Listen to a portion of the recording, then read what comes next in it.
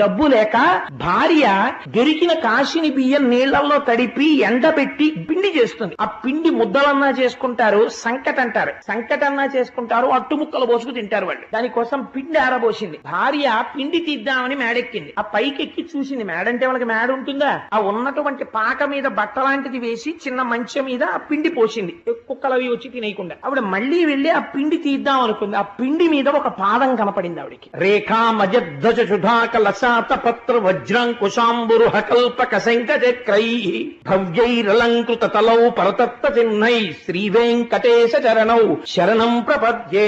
పద్మరేఖ, శంఖరేఖ, చక్రరేఖ, అంకుశము, అమృతపాత్ర వీటన్నింటితో కలిసి వెలిగిపోతున్న పాదముద్ర ఒకటే ఆ పిండి మీద కనపడింది. ఆవిడ చూసి ఆ పాదముద్ర చూసి పొంగిపోయి ఏమిటి పాదముద్ర అని భర్తకి చెప్పింది. ఆయన వచ్చి చూసి ఈ ముద్ర చూస్తుంటేనే అవ్యాజమైన ఆనందం వస్తోంది. పెద్దలు పంతులు గారిని ఎవరు